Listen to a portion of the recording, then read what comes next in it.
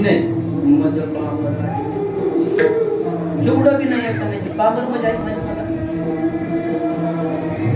गीतामती प्रवृत्तींचे निवृत्तींचे जनान विदुरासुरा न शौचम न चापी चाचा न तेषु सत्य विद्यते. पुण्यालागी प्रवृत्ती का पापाविषयी निवृत्ती.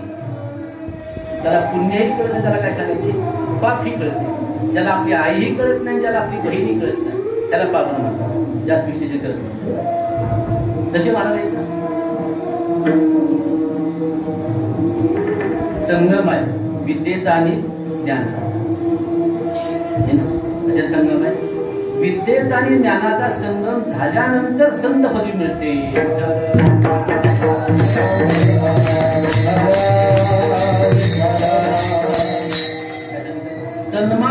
सन्मार्ग वर्तीन हा संत तद्रूपेण विद्या विनय वृद्धये. त्यांच्याकडे ज्ञान परिपक्व ज्ञान असलं पाहिजे. आपल्याकडे ज्ञान नाही असं नाही, पण कच्चं ज्ञान आहे आपल्याकडे. कच्चं ज्ञान लोकांना आपण वाटत असल्यामुळे कुठल्याही प्रकारचा लोकांवर आपल्या कीर्तनाचा प्रवचनाचा परिणाम अजिबात होत नाही. याचा अर्थ काय? कच्चं ज्ञान आहे. किती कीर्तन काय महाराष्ट्रामध्ये शिरा महाराज तुमच्या बरोबरच किती असतील आहे कुणावर परिणाम? कुणावरही परिणाम होत नाही, लक्षात ठेवा. एवढं ऐकून सुद्धा लक्ष फक्त ऐकतात लोक, तर ऐकत नाही, फक्त ऐकतात. काय कीर्तन ऐका कीर्तन मुली तिकडे कुठं आमच्या महाराज काय कीर्तन मुली महाराज काय कीर्तन मुली काय बघ अहो म्हणजे तीन आहे का मुली आपला परिणाम होणार सुद्धा नाही, होणार सुद्धा लक्ष ठेवा. कीर्तन फक्त व्यवसाय लक्षात ठेवा. आमचा बिझनेस याच्यापेक्षा काही नाही. यांचं कसं आहे, तुका म्हणे करूनही दावी, आमचं तुका म्हणे बोलूनही दावी. फक्त बोलतोय आम्ही तरी आमची लक्षात एवढी उंची वाढली आहे. नुसतं बोलतो तर उंची वाढली आहे. तर किती उंची वाढला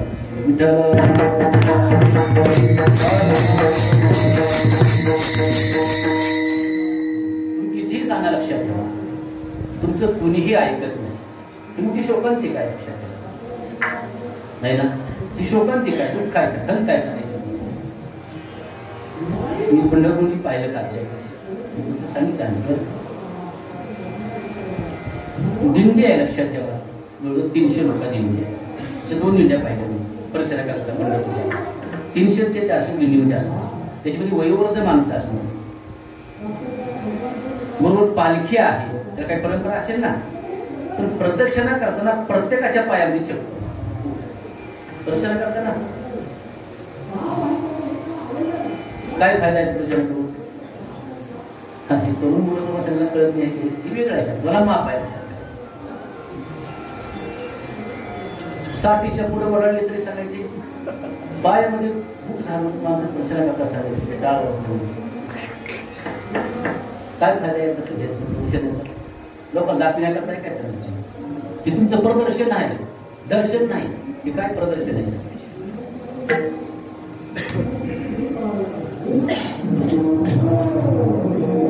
संत विद्या विनय वृद्धये याला संत म्हणतात. आणि अशा संतांचं महत्व म्हणतात उभा आहे जिथं याला सांगायचे शाब्दिकाला कळलं नाही ना, तिथं आपल्या कळणार आहे का सांगायचं? एवढं महत्व. संतांचा महिमा म्हणतात. महिमा शब्दात मूळ शब्द आहे महिमन. मूळ शब्द काय आहे? महिमन आहे. ते महिमन असत. मला झाली का? मूळ शब्द महिमन आहे. त्याचं महिमा झाले. प्रथमेचं एक पद झाले. याचा नियम आहे की न शब्दाचा काय शेवटच्या नचा काय होतो? रूप होतो. आणि मागचा स्वर काय होतो? दीर्घ होतो. असं झाले महिमा. महिमा म्हणजे मोठेपणा. त्यांच्या अंगात लक्षात ठेवा कर्तृत्व पण आहे सांगायचे. ते आपल्यासारख्या सामान्य गोष्टीला काही कळणार आहे सांगायचे. मग सांगतो ज्ञानोबाच्या जीवनाचे त्यांचं चरित्र याकडे काय म्हटलं की काय तेही प्राणापर्वती आवृत्तीमध्ये लिहिते जे भक्त चरित्र आहे प्रसिद्ध. भगवान अर्जुना मला ते आवडतात, माझ्या भक्ताची जे स्तुती करतात ते मला जास्त आवडतात. काय शक्ती सांगायची मला, काय शक्तीची मला वीरमंगल नावाचा एक ज्योतिष होता. तो वीरमंगल असणारा 2 वर्षाचा असतानाच त्याचे वडील म्हणजे धामाला गेले. अतिशय ब्राह्मण विद्वान होता, सर्व शास्त्र संपन्न होता, आचार संपन्न होता, विचार संपन्न होता. परंतु वडील 2 वर्ष असताना वारले सांगायचे. संकट मोठं कोसळलं घरामध्ये. लक्षात ठेवा, अन्न पाण्याची अडचण, कपडा लागता नाही अंगाला, बाई कोणाचे भांडे घासत, ब्राह्मणाची बाई पण भांडे लोकांचे घासत, धुणं धुवावं, मोलमजुरी करावी आणि मुलाला सांभाळावं, शिकवावं. 5 ते 7 वर्षाचा मुलगा झाल्यानंतर त्याला सांगितलं आईनं, बाळा तुझे वडील अतिशय विद्वान होते, पंडित होते, पंडित मान्य पंडित होते. माझी अशी इच्छा आहे तू वडिलाच्या पाठीमागे तू सुद्धा असा विद्वान झाला पाहिजे. असा विद्वान हो माझी अपेक्षा आहे. काही हरकत नाही आहे, तू मला फक्त आशीर्वाद दे. आणि 12 वर्षाचा तो मुलगा झाल्यानंतर थेट काशीला गेला. कुठं गेला? काशीला. अनेका विद्वान ग्रस्ताकडे अध्ययन केलं आणि त्याचं सर्व शास्त्र तो काय झाला सांगायचे पारंगत झाला, वेदशास्त्र संपन्न बनला. एवढंच नाही तर त्यानं पुन्हा 12 वर्ष ज्योतिषाचा अभ्यास केला. कोणता अभ्यास केला? ज्योतिषशास्त्राचा अभ्यास केला. आणि त्याला अगदी कम्प्लीट, अगदी बरोबर भविष्य सांगत असं, तुमचं काय भविष्य, यांचं काय, अगदी बरोबर मास्तर कधी सांगेल सांगायचं अगदी बरोबर. आणि पुन्हा परत आला, त्याची कीर्ती पसरवली सांगायची, पुन्हा आपल्या माहितीशी परत आला. त्या पुस्तकाला भोज होता सांगायची, पुस्तकाला भोज असणार, भोजराजा. भोजराजाला कळलं की हा मोठा पंडित आहे, विद्वान आहे, सर्व शास्त्र संपन्न आहे, आपल्या पदरी असा पंडित असावा, नाही ना, आपल्या पदरी असा पंडित असावा म्हणून राजाने अपेक्षा केली आणि त्याला पाचारणी केलं. तोही आला, नमस्कार केला. राजा म्हटला, पंडितजी तुमची कीर्ती माझ्या कानावर आली, आपण विद्वान आहात, पंडित आहात, आचार संपन्न आहात, विचार संपन्न, तुमच्या घराने विचार संपन्न, आचार संपन्न आहात. माझी अशी अपेक्षा आहे तुम्ही माझ्या पदरी राहा, तुमची काय पगार तुम्ही म्हणाल त्याप्रमाणे मला पगार मी त्यालाही बरं वाटतं. पण त्याची काळजी होती ना, त्याच्याकरता काहीतरी नोकरी केली पाहिजे ना. त्यांच्या पदरी राहत असताना सर्वांना आनंद वाटला सांगायचे. जवळजवळ 5-10 वर्ष त्या ठिकाणी काढली आणि ज्योतिष आपली बरोबर सांगायचं, कुणाचे सांगायचं. तरी तिचा असा प्रकार घडला की राजा असणारा सांगितले शेवटा जारे म्हणले मला जायचे शिकारीला, म्हणले जायचे मुलग्याला, घोडा तयार करून आण म्हणले सांगायचे. त्यानं घोडा तयार करून आणला, जीन लगा काय असं सर्व. राजाने आपल्या अंगात चिलकत घातलं, डोक्यावर शिरस्थान घातलं, हातामध्ये तलवार घेतली राजानं. राजा घोड्यावर स्वार झाला आणि शिकारीला निघाला. पण वेशीच्या बाहेर पडत असताना, लक्ष देऊ नये, वेशीच्या बाहेर पडत असताना 4 दिवसाची ऋतुस्नान झालेली स्त्री तरुणी असणार तिने पाहिली. तिला 4 दिवस झाले होते. 4 दिवस असतो मिटाळ महिन्याला आहे ना, तिचा होता 4था दिवस असणार. राजाने तिला घोड्यावरून बाहेर जात असताना अतिशय सुंदर होती, अतिशय देखणी होती आणि तरुण होती सांगायची. तिच्या अंगामध्ये तावणी लुसलुसते असते, तिचं रूप ही लुसलुसते सांगायची. राजाने पाहिलं तर मात्र राजा लक्षात ठेवा, परस्त्री माते समान मानणारा राजा, प्रजेला मायबापाप्रमाणे सांभाळणारा होता. राजा प्रजेचा हितचिंतक होता, पण त्या दिवशीचं मन कसं काय असं मुलीवर गेलं सांगायचे. 18 वर्षाच्या त्यानं मन आवडलं आणि शिकारला गेल्यानंतर अपयश आला म्हणून काय केला, वापस आला. त्याचा विचार की माझ्या मनात असा विचार तू विचार का जरूर निघून गेला. लक्षात राजा तिकडे बाहेर पण नाही सांगायचे. नंतर पंडितजी आले सांगायचे दरबारामध्ये. वीरमंगल दरबारामध्ये ते प्रवेश केला की या म्हणजे वीरमंगल. आणि सर्वांना कल्पना होती की राजा सकाळी शिकायला जाणार, सर्व पंडिताला कल्पना होती. वीरमंगल आले आणि वीरमंगलला प्रश्न विचारला, सांगा वीरमंगल म्हणले मी निघातपणे मृगया करता वापस का मला काय अपेक्षा तुम्ही सांगा, मला काय अपेक्षा तुम्ही सांगा. कसं काय सांगायचं? मी शिकायला जात असताना मला मोठं अपयश आलं, मी वापस का हे सांगा मला. वीरमंगल म्हणजे काही हरकत नाही, एक मुदत द्या 8 दिवसाची. राजा म्हणला जर उत्तर दिलं नाही तर तुम्हाला कामावून खाली केल्या. थोडा तर बोलला पण अपमान झाला मोठा ना त्या लोकांमध्ये, लगेच उत्तर न दिल्यामुळे उदास झाला, बेचैन झाला, त्याला अन्न पाणी गोड लागत नाही, काय करायचं. मग घरी गेला, त्याला लग्न प्रश्न मांडला, पुस्तक काढून आहे ना, ज्योतिष काढून पाहिलं तर उत्तर काय सापडत नाही, उत्तर सापडत नाही. 6 दिवस निघून गेले. किती? 6 दिवस पूर्ण संपले, 7वा दिवस निघाला. त्याने विचार केला की आता मात्र आपली बरी गती नाही, पगार पण उद्या काय प्रश्न नाही सांगायचे, पण केवढा अपमान आहे, तेवढा कलंक आहे मोठा आपल्याला. उत्तर येत नाही म्हणजे आपल्याला. त्याला नाराज झाला म्हणतात आणि तुंगभद्रेच्या तपती नदी तिकडे चालला, नदीकडे चालला, जाऊन बसावं म्हणा, कुठं युद्ध चाललं. तर चेहऱ्यावरचा उदासपणा, नाराजी असणारे. तर जात असताना रस्त्यामध्ये एका वेश्येचा महाल होता, वेश्येचा महाल. तिलाही समजलं होतं वीरमंगलाला प्रश्न विचारला, उत्तर देता आलेलं नाही, म्हणून ही नाराज आहे. नेमकं ती वीरमंगल यायला आणि बाहेर घराच्या पडायला एकच गाठ पडली. तिने वीरमंगलला पाहिलं, नमस्कार पंडितजी, तुमच्या चेहऱ्याला केवढी खिन्नता, उद्विग्नता, उदास, दुःखी चेहरा तुमचं काय झालं? तुम्हाला काय झालं? तुम्हासारखे पंडित सर्व शास्त्राचा अभ्यास करणे, वेदाचा अभ्यास करणे, काव्याचा अभ्यास करणे, जर तुमचं असे उदास होईल तर आम्हासाठी काय करायचे? त्यानं सांगितलं, तर काय सांगू तुला म्हणले, तर तुला माझ्या प्रश्नाचं उत्तर येणार नाही. मी अभ्यास करून मला येतं, तुला काय येणार आहे सांगायचे? काही नाही राहत मला. नाही सांगा म्हटले, सांगायचे. तिनं खूप आग्रह केल्यामुळे हे सांगितलं की असा मला राजाने प्रश्न विचारला, मी शिकायला जात असताना वापस का हे फक्त उत्तर द्या म्हणून सांगितलं, मला उत्तर सापडत नाही, पण खिन्न आहे म्हटले. मी वेश्या म्हणजे मी सांगतो उत्तर, मी सांगते उत्तर तुमच्या प्रश्नाचं, राजाच्या प्रश्नाचं. बरं जरा सांगा म्हटले. राजाला जाऊन सांगा, तुम्ही शिकायला निघाला असताना 18 वर्षाची अतिशय सुंदर असणारी, देखणी असणारी, तरुण असणारी स्त्री तुमच्या समोर चालली होती. हो, आणि तिने तुमचं मन काय केलं? आकर्षित केलं, आणि त्याच्यामुळे तुम्ही काय आले? वापस आले.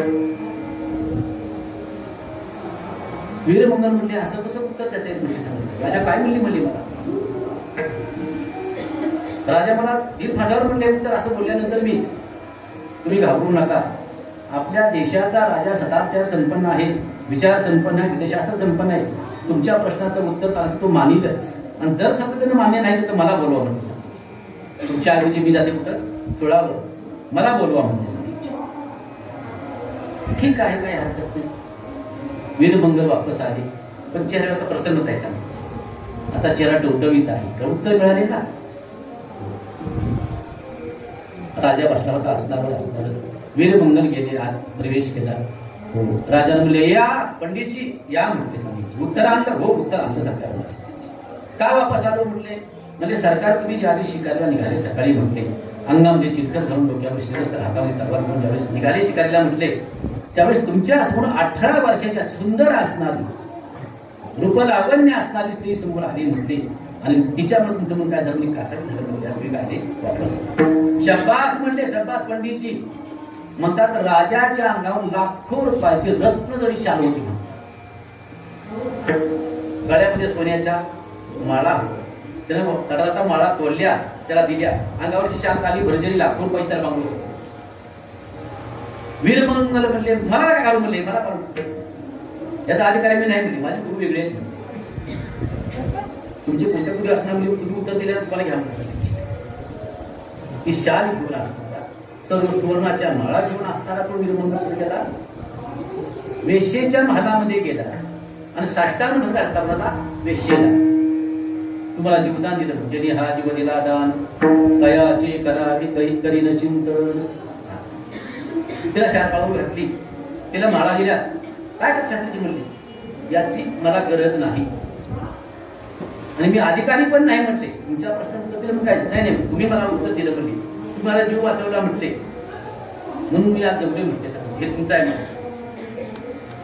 नंतर पुन्हा प्रश्न विचारला, तुम्ही वीरमंगलाने तुम्ही वेश्या असताना कुठल्याही वेदाचा, शास्त्राचा, ग्रंथाचा, ज्ञानेश्वरीचा, गाथ्याचा अभ्यास नसताना तू हे उत्तर दिलं कसं? हे तुम्ही उत्तर दिलं कसं? त्यामुळे वेश्या म्हणली, बसा उत्तर सांगते. उत्तर सांगते. बसले होते मंगल म्हणजे हे ऐका. माझी आई वेश्या होती, आस्खलित वेश्या. जास्त विशेष करायला गेलं नाही, आस्खलित. जीवनभर तिने लक्षात ठेवा पापच केलं आणि लोकांना पापच करायला लागलं. लाखो रुपये कमी, कोट्यावधी रुपये कमी भरते, बरेचसे बंगले बांधले है ना. आणि शेवटी तिला वय झाल्यानंतर पश्चाताप झाला. म्हणते पश्चातापेनं शुद्धता. काय केलं? इतका निर्धय असणारा दिलाय देवानं सोन्यासारखा, आपण काय केलं? त्याला मोठा पश्चाताप झाला. काय करावं म्हटलं सांगायचे. त्यावेळेस मी होते 3 वर्षाची. ती वेश्या म्हणते. तिनं काय केलं? थेट तिनं काशीला गेली म्हणते. कुठे गेली? काशीला गेली. आणि काशीला तिनं रामानंदाचा आश्रम गाठला. कुणाचा? रामानंद लक्षात ठेवा, महापुरुष असणारे, विठ्ठलपंतांचे गुरु, महापुरुष असणारे, ते संत असणारे. त्यांच्या आश्रमात गेली, त्यांना नमस्कार केला, हात जोडले. पती तपती तपती, मी त्रिवाचा पती, मी तो अपराधाची राशी, शिखा अंगुष्ट उपासी.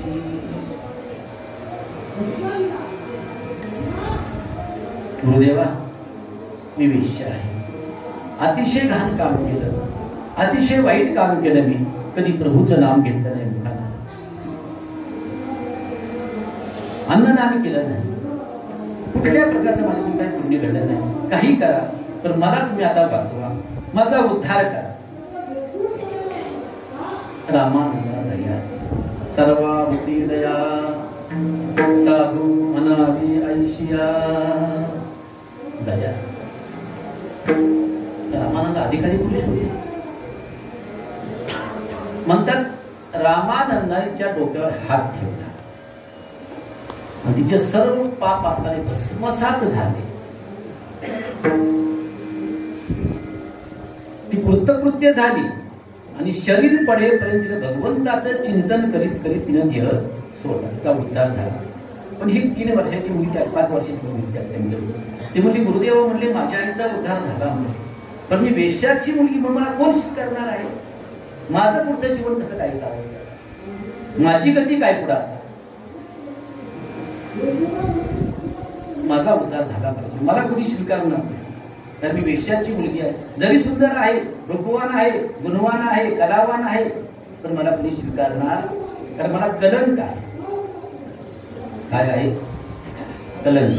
हे सांगता कितीही समजा मुलगी गोरीपान असेल, समजा देखणी असेल, सुशिक्षित असेल, व्यवहार चतुर असेल, पण तिच्या जर समजा नाकावर जर पांढरा डाग असेल, तिला कोणी स्वीकारत नाही.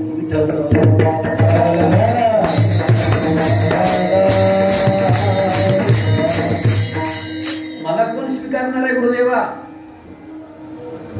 माझ्यावर कृपा. रामानंद म्हणले काही हरकत नाही. तिच्या मस्तकावर हात ठेवला, सांगितलं हे पहा, तुला भूत भविष्याचं ज्ञान कळेल. तुला काय कळेल? पूर्वीचंही कळेल आणि पुढचंही तुला यथार्थ ज्ञान होईल.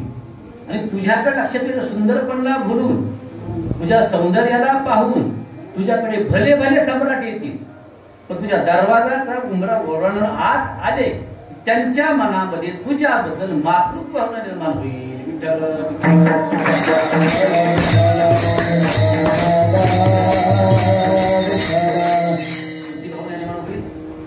मातृत्व भावना निर्माण होईल तुझ्याबद्दल. येतील तुला साष्टांग नमस्कार करतील आणि आई साहेब हे घ्यावून जातील. कुणाची कृपा आहे? हे रामानंदाची कृपा आहे. लक्षात ठेवा. वीरमंगलाने विचार केला की आता आपण आपलं जीवन ठेवायचं बस. हे महात्मा मिळाले आपल्याला. विषय आहे का त्यात सांगायचे? महात्मा मिळाले. वीरमंगलाने विचार केला माझ्या उद्धाराकरता मी काय करू? पुन्हा प्रश्न आहे. पतिव्रतेला प्रश्न नाही. तशी पतिव्रता लक्षात ठेवा. हिना तुमच्या अंगाला स्पर्श केला नाही है ना. माझी गती माझा उद्धार करायचा सांगितलं की आजपासून 7 वर्षानंतर निवृत्ती ज्ञानदेव सोपान मुक्ताबाई नामदेवराय सोपान काका आपलं काय गोरोबा काका सावता महाराज सेना महाराज चांगदेव महाराज जनाबाई सर्व संत मंडळीची दिंडी येईल सांगायची. ओंकारेश्वर सांग उज्जैनी सांगते उज्जैनीची तिथे येईल सांगायची. आणि तोपर्यंत तू ज्ञानोबरायच्या नामाचा जप तू जगायचं दुसरं काही कोणाला उद्देश नाही. ठीक आहे मला तोच त्याला अनुभव स्वीकारला म्हणतात. आणि त्या दिवसापासून त्या क्षणापासून त्यानं ज्ञानोबरा जप करायला सुरुवात केली. निवृत्तीना सोपान मुक्ताबाई एकनाथ नामदेव जप त्यानं अन्न पाणी वर्ज केलं. फक्त सकाळी 1 ग्लासभर दूध आणि संध्याकाळी अर्धा ग्लास तांब्यावर नाही. तेवढ्याच दुधावर त्यानं राहायला सांगितले. किती वर्ष? 7 वर्ष. आणि कर्म धर्म संयोग असा ज्ञानोबारायची दिंडी आहे. इथे तीर्थयात्रेला आहे ना दिंडी. सर्व गावच्या गाव त्यांना गेलं सांगायचे आडवं असणार स्वागता करता गावच्या गाव आडवं. त्याच्यामध्ये यालाही कळलं वीरमंगलाला की चला आले आपले गुरुदेव आले आहेत आपला उद्धार होणार आहे म्हणून गेले धावत सांगायची. धावत गेले आणि धावत गेल्याबरोबर हो वेश्येनं खुणवलं की ज्ञानोबाराय आहे. ज्ञानोबाराय हे आहे ज्ञानोबाराय दार पिटी पायाला हे उद्धार करून तर असं मिठी घातली पायाला म्हणतात ज्ञानोबारायच्या पुढे. वीरमंगलानं पाय सोडलेच नाहीत. डोळ्याची लक्षात ठेवा जलाश्रूने ज्ञानोबारायच्या पायाचा अभिषेक केला तरी उठायला तयार नाही. ज्ञानोबाराय म्हणजे उठा आता वीरमंगलची उठा म्हटले सांगायचे दर्शन सुद्धा उद्धार म्हटले नाही माझा उद्धार करा तुम्ही सांगायचे. आणि म्हणतात की ज्ञानोबारायच्या समोर त्यानं आपले प्राण असणारे कशामध्ये ह्या पंचतत्वाने घेतल्यानं विलीन केले मला सांगायचे. आणि ज्ञानोबाराय स्वतः समाधीने तिचं लिंग स्थापन केलं. त्याचं भगवान शंकराचं लिंग स्थापन केलं तेच ममलेश्वर विठ्ठल.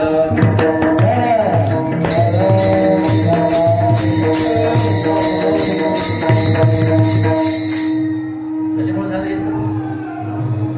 कोणाचा महिमा हा? रामानंद मूळ स्वामी कोण असणारे? रामानंदाचा मतलब महाराज संतांचा महिमा. काय महिमा आहे संतांचा? केवढी शक्ती आहे ज्ञानोबाराय. म्हणतात ज्ञानोबारायची दिंडी असणारी पैठणहून आळ्या फाट्याला आहे. आळ्या फाट्याहून जसं पुन्हा नारायणगावला आहे. नारायणगावून पुन्हा मंचर राजगुरू नगर चाकणला आहे. चाकणला महिपती महाराज. आणि महिपती महाराजाला समजलं की दिंडी आली ज्ञानोबारायची. त्यांनी नमस्कार केला.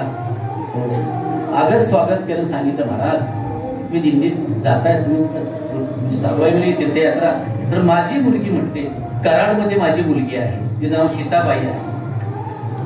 तिचं काय नाव आहे? तिचं नाव सीताबाई आहे. घरची संपन्न आहे राणी आहे ती.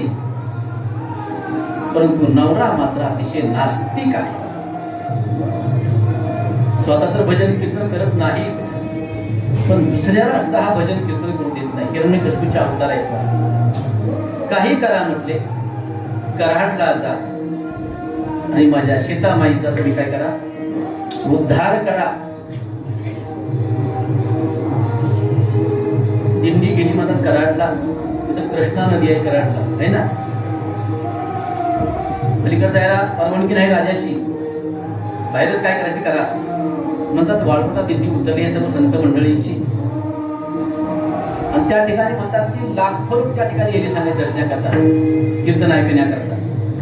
सीताबाईला वाटलं चला आपला तर नवरा नास्तिक आहे, त्याला देव आवडत नाही, धर्म आवडत नाही, दान धर्म त्याला आवडत नाही, संताला शिव्या ते म्हटले तो असणार, आपण तरी जाऊ म्हटले सांगायचे. म्हणतात सीताबाई लोकांच्या बरोबर कीर्तनाला, त्याशी कीर्तन चालेल तर नामदेवरायचं. आणि नामदेवराय कीर्तनामध्ये अन्नदानाचं महत्व सांगतात. सर्वाभूती द्यावे अन्न, द्रव्य पात्र विचार, अन्नदानाचं महत्व, सर्वाभूती द्यावे अन्न, चाललंय महत्व सांगायचे. कीर्तन ऐकलं सीताबाईच्या बरोबर गडगड गडगड पाण्याचं म्हणली आपल्याकडून कधी अन्नदान घडणार नाही, आपला नवरा नास्तिक आहे, देवाचं नाव सुद्धा घेऊ देत नाही, कीर्तन करू सुद्धा आपल्याला ऐकू देत नाही. काही संत आपल्या घरी आले म्हणजे काय केलं पाहिजे आपल्या जगात? संत घरी आल्याशिवाय आपला उद्धार होणार, काय करावं लागेल म्हणतात. सीताबाई घरी गेल्या म्हणतात वापस, आणि हिरकणी म्हणतात घात उघडली कशावर? सानेवर. लहान मुलगा होता म्हणतात 3 वर्षाचा, आणि हिरकणी आली त्याला कोणाचे आवडीचा हिरकणी विष. स्वतःचा मुलगा मेला आणि मेल्यानंतर हा करता बातमी संपूर्ण पसरली त्या कराडमध्ये सर्व ठिकाणी की मुलगा राजपुत्र गेला, राजपुत्र गेला, राजपुत्र गेला, राजपुत्र. राजाला मोठा दुःख झाला सांगायचे, सर्व टावर पडेल सांगायचे, सर्वजण असणारे सांगायचे. सीताबाईचं तर काही लक्षात ठेवते ह्याला फारच नाही दुःखात. सीताबाई पण हे तुमच्या मुलं असा परिणाम झालाय म्हटलं. मी काय केलं म्हटलं? तुम्ही संताला मानत नाही, संतांची पूजा करत नाही, दान धर्म कधी करत नाही, अन्नदान कधी परिणाम आहे म्हणजे सांगायचे. हा आता तरी जागा व्हा म्हटले. आता गेल्या मुलं आपला वापस येणार नाही, आता तरी जागा व्हा. कृष्णा काटेच्या कॉन्व्हेंटामध्ये संत आलेले आहेत, ज्ञानोबाराय, सोपान काका, मुक्ताबाई, नामदेवराय, यांना बोलवा आपल्या गावामध्ये आणि काय करा, त्यांची सेवा करा. त्यांना काय करा, बोलवा, त्यांची पूजा करा. घाली संताशी आसनी पूजा करी, काया माच्या मनी एका जनार्दनी धानी इच्छित येते पुढे. राजाला पश्चाताप झाला, काही हरकत नाही मला सांगायची, खरंच मला सांगायची, माझ्या पापामुळे झाला असेल कदाचित. राजा धावत गेला म्हणतात ज्ञानोबाराच्या पायाला मिठी मारली, नामदेवरायच्या पायाला मिठी मारली, सांगितलं क्षमा करा, काही करा म्हटले. राजवाड्यामध्ये चला, राजवाड्यामध्ये चला. सर्व संत मुली आली, राजवाड्यामध्ये आली, झाकून ठेवले प्रेत मुलाचं, 3 वर्षाच्या मुलाचं प्रेत झाकून ठेवले. काय हृदय असायचं आईचं पाहणं. आणि राजवाड्यात इंडिया आल्यानंतर मग ती ज्ञानोबाराची पालखी पूजा राजाने स्वतः केली. राजा पाणी बघतोय पायावर आणि सीताबाई पाय होता. प्रत्येक संतांची पालखी पूजा केली, ज्ञानोबाराची केली, निवृत्तनाथांची पूजा केली, मुक्ताबाईची केली, सोपान काकाची केली, नामदेवरायची केली, गोरबा, सर्व संतांची पूजा केली. आणि नंतर सांगितले कानामध्ये कुणी सीताबाईनं, माऊली माझा उद्धार करा, मी मोठं पाप केले, माझ्याकडून बालहत्या झाली म्हणजे सगळ्याची. मी काय बालहत्या झाली म्हणजे काय झालं जे म्हणते, तुम्ही घरी यावेत म्हणून काय सांगायचे. हा मुलाला हिरकणी पाजली म्हटले, आता मुलगा तर वापस येणार नाही म्हणले, पण माझं काय तुम्ही काय करा, उद्धार करा. म्हणतात ज्ञानोबाने स्वतःच्या पायाचे तुला दिलं सांगितलं, तीर्थ असणार सांगितलं, 5 मुलाला आणि शिंपड अंगावर. मुलालाही 5, मी थोडा त्याच्या घात आणि त्याच्या अंगावर काय कर शिंपड. त्याप्रमाणे शिंपडलं, कोणात घातलं, लगेच मुलगा काय सांगायचे, कुणाचा महिमा आहे, संतांचा महिमा, संतांचा महिमा,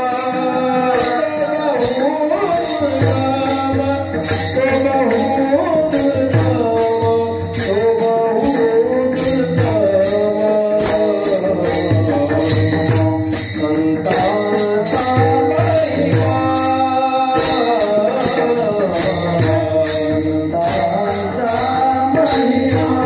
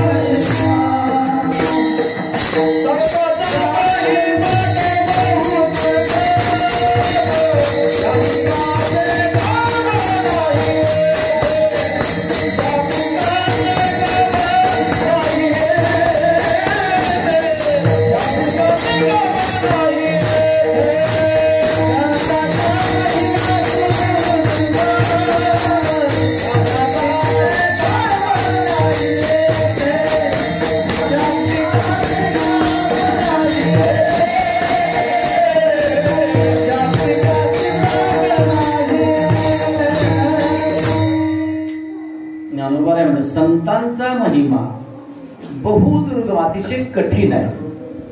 सांगितलं ना, शाब्दिकाचे काम नाही येते. इथे मोठा शब्द ज्ञानी असला हरिपंडितासारखा, दासोपंतासारखा, रामेश्वर शास्त्री सारखा ते मोठे पंडित आहे, त्यांनाही हा महिमा कळणार नाही. मग हा संतांचा महिमा कळतो कुणाला? भक्ताचा महिमा भक्तची जाणते असं म्हणते.